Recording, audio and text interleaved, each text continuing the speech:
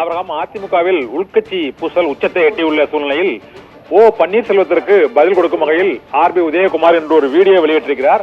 அந்த வீடியோவில் தமக்கு எச்சரிக்கை விடும் தகுதி ஓபிஎஸ் கிடையாது என்றும் சுயநலத்திற்காகவும் அதிகாரத்திற்காகவும் ஓபிஎஸ் எதையும் செய்வார் என்றும் அப்பாவி அதிமுக தொண்டர்களை ஓ பன்னீர்செல்வம் தொடர்ந்து ஏமாற்றி வருகிறார் என்றும் இனிமேலும் ஏமாந்து விடக்கூடாது என்றும் ஆர்பி உதயகுமார் வெளியிட்டுள்ள அந்த புதிய ஆடியோவில் தெரிவித்திருக்கிறார்.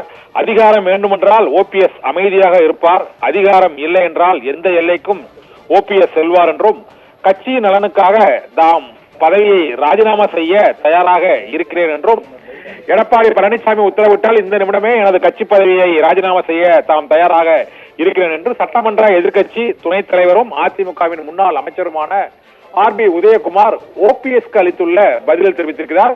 நேற்று ஓபிஎஸ் மதுரையில் அளித்த பேட்டியில் ஆர்பி உதயகுமார் தெரிவிக்கும் கருத்துக்கெல்லாம் தாம் பதிலளிக்க முடியாது என்றும் அவருக்கு அதிமுகவில் எந்த விதமான தகுதியும் அவருக்கு இல்லை என்று கூறியிருந்தார். அதற்கு ஓபிஎஸ்க்கு எந்த தகுதியும் இல்லை என்று இன்று ஆர்பி உதயகுமார் ஓபிஎஸ்க்கு பதிலடி கொடுத்து இந்த வீடியோவை வெளியிட்டிருக்கிறார். ஓபிஎஸ் மீது நம்பிக்கை இழந்து விட்டதாக மறைந்த முதலமைச்சர் ஜெயலலிதாவே தெரிவித்து விட்டதால் அவர் மீது அதிமுக தொண்டர்கள் இனியும் நம்பிக்கை வைக்க வேண்டாம் என்ற வேண்டுகோளையும் ஆர்பி உதயகுமார் விடுத்திருக்கிறார். ஆர்பி உதயகுமாரின் அந்த வீடியோவில் அவர் பேசியதை இப்போது நாம் பார்க்கலாம்.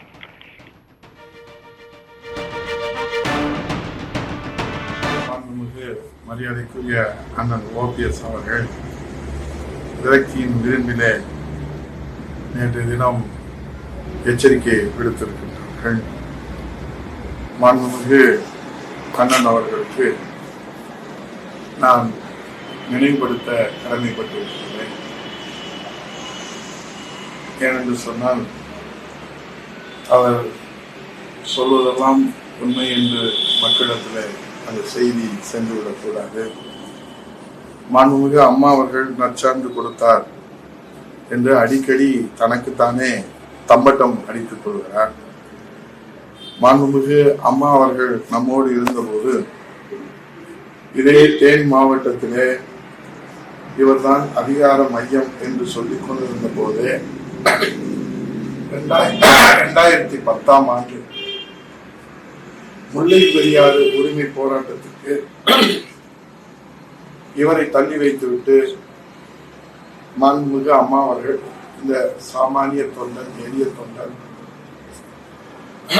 உதயகுமாரை தான் தேனி மாவட்டத்திலே தலைமை தாங்க உத்தரவிட்டார்கள். அன்றிலிருந்து அவர் என்னென்ன நடவடிக்கைகளை தன் அதிகாரத்திற்கு போட்டியாகவோ இணையாகவோ